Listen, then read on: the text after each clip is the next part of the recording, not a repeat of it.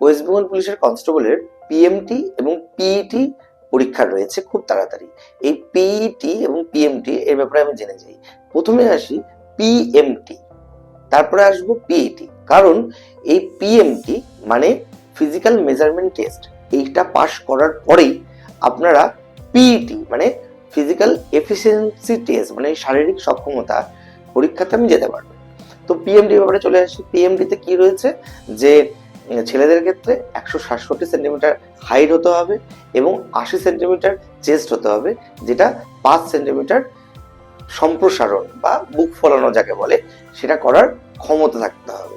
মেয়েদের ক্ষেত্রে 160 সেন্টিমিটার উচ্চতা হলেই যথেষ্ট। এইটা গেল ফিজিক্যাল মেজারমেন্ট টেস্ট। এরপরে আসি ফিজিক্যাল এফিসিয়েন্সি টেস্ট। সেখানে মেয়েদের ক্ষেত্রে 800 মিটার দৌড়াতে হবে 3 মিনিটের মধ্যে, ছেলেদের ক্ষেত্রে 1600 মিটার 6.5 মিনিটের মধ্যে কমপ্লিট করতে হবে। এবার আসা যাক, আপনাদের অনেক কোশ্চেন রয়েছে এইগুলোতে। তো সিম্পল জিনিস হচ্ছে যে অনেকে বলবেন যে স্যার আমার হাইট হচ্ছে 167 সেন্টিমিটার, কিন্তু অনেক সময় সমস্যা হচ্ছে। তো এই প্রশ্নের উত্তরে বলি যে যাদের হাইট গুলো একদম বর্ডার লাইনে রয়েছে, মেয়েদের ক্ষেত্রে 160 সেন্টিমিটার রয়েছে, ছেলেদের ক্ষেত্রে 167 সেন্টিমিটার রয়েছে, তাদেরকে বলবো যে এটা একটি ওয়েবেল বলে একটি সংস্থা রয়েছে, যে সংস্থাটা হচ্ছে দীর্ঘদিন ধরে এই পরীক্ষা নিরীক্ষার ব্যাপারে কাজ করে আসছে। তাদের কাছে মেশিন আছে এবং সেই মেশিনে এমন সেন্সর লাগানো রয়েছে যেখানে আপনারা পায়ের গোড়ালি যদি উঁচু করেন তাহলে কোনো মাপ নেওয়া যাবে না, পায়ের গোড়ালি নিচু করে মাথায় ওরা হাইটের স্কেল দিয়ে মেপে তারপরে দেবে। ফলে এখানে অনেকেরই এরকম প্রশ্ন থাকে যে স্যার আমার 1 সেন্টিমিটার কমে গেছে, স্যার আমার 2 সেন্টিমিটার কমে গেছে। তো এইটা থেকে যদি বাঁচতে হয় তো ইমিডিয়েটলি আপনারা স্টার্ট করুন। আজকে 2 তারিখ, খুব তাড়াতাড়ি পরীক্ষা আছে, আপনারা ডেট পেয়ে গেছেন, আমি আর বলবো না ডেট কবে থেকে আছে। তো সুতরাং আপনারা ঝোলা শুরু করুন। সব থেকে বেশি ইম্পর্টেন্ট জিনিস হচ্ছে আপনাকে নিজে হাত দুটোকে উপরে কোনো একটা লোহার পাতাটনের উপরে রেখে আপনাকে ঝুলতে হবে।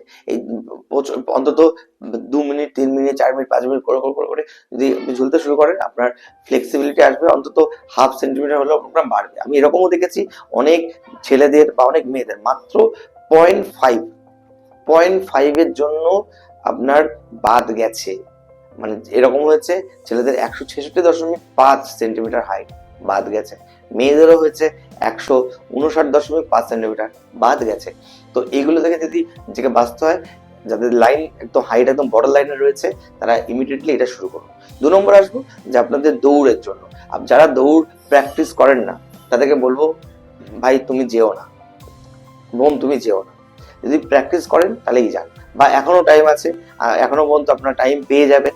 আপনারা প্রতিদিন সকালবেলা উঠুন, উঠে দৌড়াতে চলে যান এবং চেষ্টা করুন যে প্রতিদিন 2 কিলোমিটার করে দৌড়ানোর। মেয়েদের ক্ষেত্রে অন্তত 1 কিলোমিটার করে দৌড়ানোর চেষ্টা করুন। এবার যেটা বলবো সেটা হচ্ছে যে ট্র্যাক রয়েছে, সেই ট্র্যাকটা কিন্তু 200 মিটারের ট্র্যাক রয়েছে। সেই 200 মিটারের ট্র্যাকে আপনাদেরকে দৌড়াতে হবে এবং সেখানে ছেলেদের ক্ষেত্রে 8 বার দৌড়াতে হবে, মেয়েদের ক্ষেত্রে 4 বার দৌড়াতে হবে। তো আপনারা অনেকে অনেক কিছু বলে, কিন্তু আমার ব্যক্তিগত অভিজ্ঞতা দিয়ে বলছি যে আমি একদম দৌড় পারতাম না যখন আমি সার্ভিসে এসেছিলাম, কিন্তু যখন 1 বছর ট্রেনিং হওয়ার পরে আমি অনেক দৌড়ে মানে ভালো হয়ে গেছি। এবং আমাকে একটা দাদা, একজন কনস্টেবল দাদা আমাকে পরামর্শ দিয়েছিল, যেদিন আমাদের পরীক্ষা ছিল, খুব সুন্দর ট্রিক্স দিয়েছিল। উনি বলেছিলেন যে সবাই বলে যে আস্তে আস্তে আস্তে করে দৌড়াতে, লাস্টের দিকে জোরে করতে। লাস্টের দিকে যদি দম যদি না থাকে তাহলে কি করে হবে? তো যাদের একটু সমস্যা রয়েছে বা মনে হয় যে একটু লাস্টের দিকে সমস্যা হচ্ছে, তারা একটা জিনিস ট্রাইও করতে পারো। সেটা হচ্ছে প্রথম 5 পাক জোরে দৌড়ালাম, খুব জোরে দৌড়ে নিলাম, দৌড়ানোর পরে যখন লাস্টের 3 পাক আস্তে আস্তে করে যখন বডি ছেড়ে দেবে, অটোমেটিক্যালি আমি পার হয়ে যেতে পারবো। কিন্তু এটা কিন্তু রিস্কি আছে, এটা আমি সবাইকে সাজেশন করবো না, তবে ট্রাই করে দেখতে পারো। আমার ক্ষেত্রে মনে হয়েছে, আমি যখন লাস্টে পরীক্ষা দিয়েছিলাম 1 বছর পরে, তখন আমি এইটা ট্রাই করেছিলাম এবং এক্ষেত্রে আমি খুব সাকসেস হয়েছিলাম।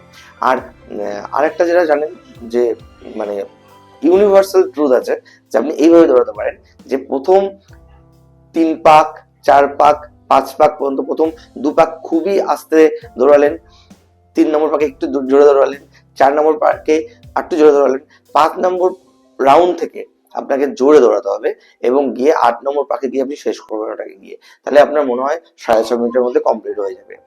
মেয়েদের ক্ষেত্রে আমি তাই বলবো যে আপনার প্রথম 2 পাক আস্তে দৌড়ান, 3 নম্বরটা খুব জোরে, 3 নম্বরটা জোরে এবং 4 নম্বরটা খুব জোরে দৌড়ান, তাহলে আপনার অটোমেটিক্যালি কমপ্লিট হয়ে যাবে। সবাইকে বলছি যে এখন থেকে প্র্যাকটিস করুন ছেলেরা অন্তত 5.5 মিনিটে কমপ্লিট করার জন্য, মেয়েরা চেষ্টা করুন যে 2.5 মিনিটের মধ্যে দৌড় কমপ্লিট করতে। কেননা আপনারা যখন দৌড়াতে যাবেন মাঠে তখন কিন্তু মধ্য আকাশে সূর্য থাকবে, ফলে কি হবে আপনাদের মধ্যে কিন্তু মানে এনার্জির অভাব দেখা যাবে। তখন আপনারা ওই সকালবেলা 11টা-12টার সময় যখন দৌড়াতে যাবেন তখন আপনাদের স্বাভাবিকভাবে শরীর কষ্ট হবে। ফলে আপনারা এখন থেকে চেষ্টা করুন যে সকালবেলা যখন দৌড়াচ্ছেন একটুখানি বিশ্রাম নিয়ে নিন, আবার দুপুরবেলা 11টা-12টার সময় যান, গিয়ে মাঠে গিয়ে দৌড়াতে যান।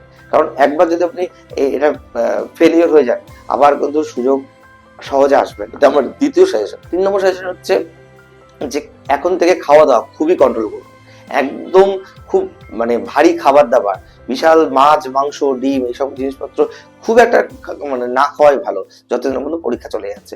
খুব একদম হেলদি একটা আহার গ্রহণ করুন। এবং আমাকে অনেকে প্রশ্ন করেছে, 4 নম্বর পয়েন্টে আসবো, অনেকে প্রশ্ন করেছে যে স্যার আমার এরকম এসসি সার্টিফিকেটটাতে আমার অ্যাড্রেস ভুল আছে সামান্য, কারোর নাম হয়তো কারো বানানো হয়তো দিঘি DIGHI, সেখানে DIGHW হয়ে গেছে। তো আমার মনে হয় না এইটা নিয়ে কোনো সমস্যা হবে। যদি সমস্যা সৃষ্টি করে আপনি ওখানে বলে দেবেন যে আমাকে টাইম দিন, আমি খুব তাড়াতাড়ি এপিডেভিট করে ওখানে জমা দিয়ে দেবো যে এই যে দিঘি বানানটা এবং আমার এখানে যে অ্যাড্রেসে যে দিঘি বানানো রয়েছে এই দুটো জিনিসই একই রয়েছে। কিন্তু খুব একটা যে মেজর যদি আপনার মানে ভুল থাকে সেটা কিন্তু আপনার সংশোধন হবে না বলে আমার মনে হয়। কারো যদি নাম যদি এরকম থাকে যে প্রণব, আর কারো যদি সার্টিফিকেটের নাম যদি থাকে যে অভয়, সেটা কিন্তু কখনোই সম্ভব হবে না। পিএমটিতে বুক ফলানোর একটা বিষয় আছে, এটা নিয়ে অনেক প্রশ্ন করেছেন। সেখানে আমি বলবো যে খুব সিম্পল জিনিস আছে, আপনারা একদম রিল্যাক্স থাকবেন যখন যাবেন ওখানে। সবকিছু ডকুমেন্টেশনের পরে আপনি নর্মাল আমি যেভাবে দাঁড়িয়ে আছি একদম ছেড়ে দেবেন নিজের বুকটাকে, এরকম ওরা এখান থেকে মেজারমেন্টটা নেবে, দেখবে।